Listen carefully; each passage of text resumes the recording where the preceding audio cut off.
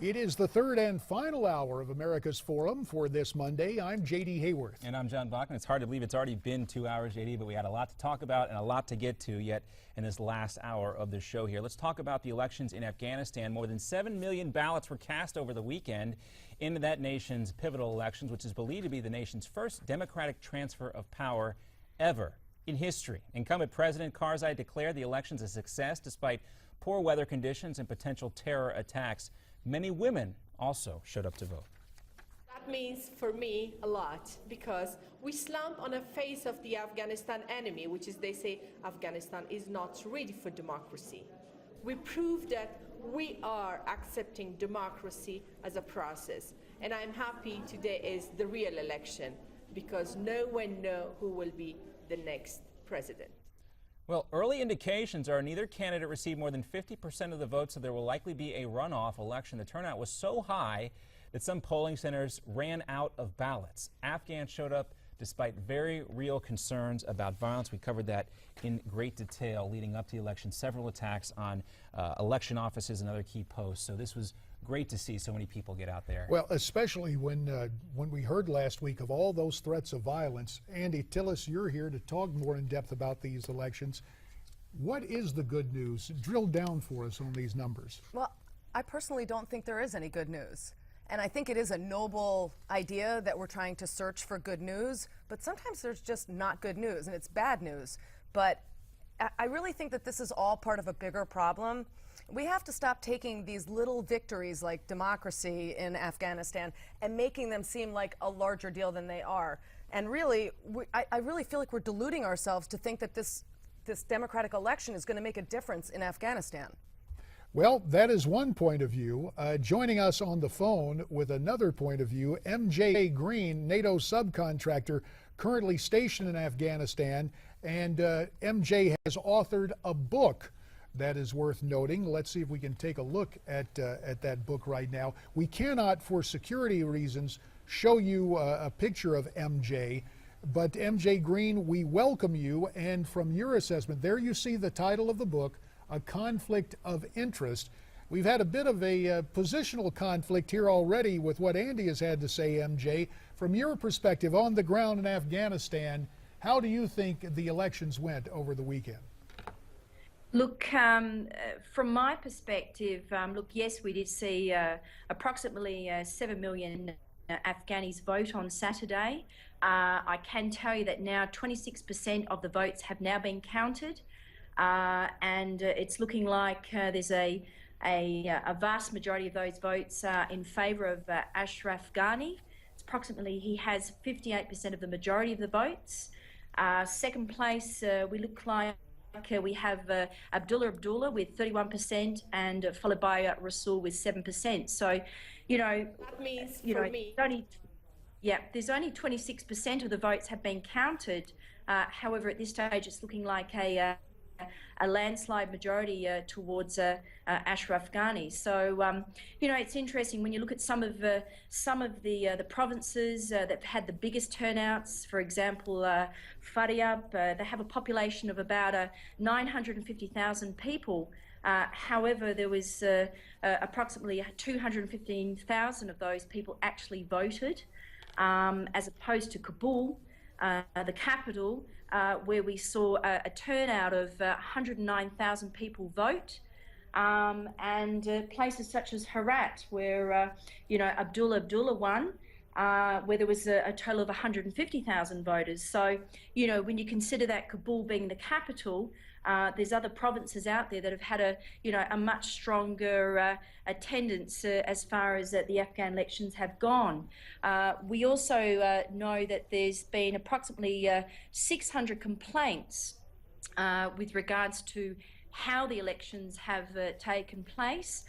Namely, a lot of these voting officers have actually run out of ballot papers. So, you know, there's been some, you know, people that have been frustrated because they've been unable to participate in the Afghan elections. Well, MJ, I just want to follow up on what you said there. We were talking earlier about it looked like this was going to go to a runoff situation. Is that what you're seeing as well? Based on those updated numbers, it doesn't sound like that's going to be the case.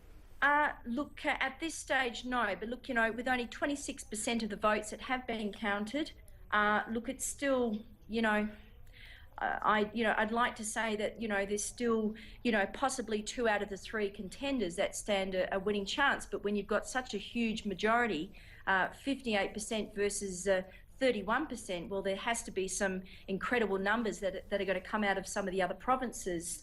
And we're talking about some of the larger provinces that have already been counted.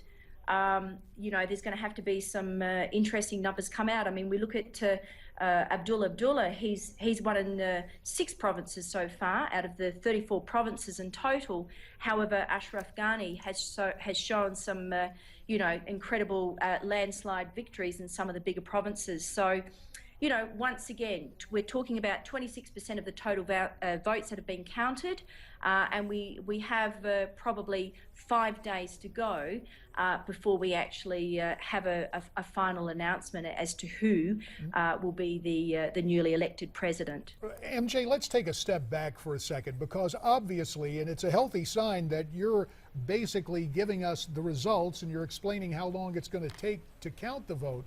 But do we have a good estimate now? I mean, the percentage of eligible voters in Afghanistan, what do we believe the final turnout numbers will be in this weekend's election? Well, that's hard to say. I mean, the thing is, we've, the numbers that have come through now, we're looking at the provinces where they have a substantial number of voters. The provinces that are yet to be counted are the more insignificant provinces, or the smaller populated provinces. So, once again, there's remote areas that we still can't, we don't have any accurate information. So, these numbers were updated, I think, approximately 7:30 p.m. Kabul time. So, tomorrow it may show a slightly different result, but once again, that's a huge majority there for Ashraf Ghani. So unless we see something, miraculous in a few other provinces, from my perspective, we can pretty much say that Ashraf Ghani, quite possibly has it in the bag. Well, let me go back to something else here that I think is vitally important, and you mentioned it earlier almost in passing, but it needs amplification. You said in some polling places, election officials ran out of ballots. Now, when I hear that, that tells me it was, well, one of 2 things, and I'll choose to focus on the former rather than the latter.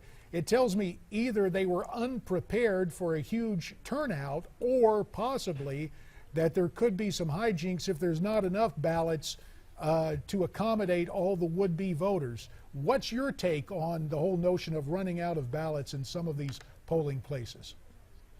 Look, you're absolutely right. My take on it is the fact that if you're spending millions of dollars in terms of preparing for elections, and your main tool, in this case, is a ballot paper, I would think that that would be something that you wouldn't run out of. So from my perspective, I think it's a little bit unusual. Less than a minute to go, but very quickly, your book, Conflict of Interest. Give us your take, what we'll find out in that book. Look, a conflict of interest is really drilling down on what happens in Afghanistan in terms of corruption, in terms of how things occur in Afghanistan from a woman's perspective, living in a war zone, working in a war zone, and it's all about how you can survive against corruption in a conflict zone such as Afghanistan. MJ Greene, we know it remains a dangerous posting for you as a NATO subcontractor. We think on life in Afghanistan today. Thanks so much.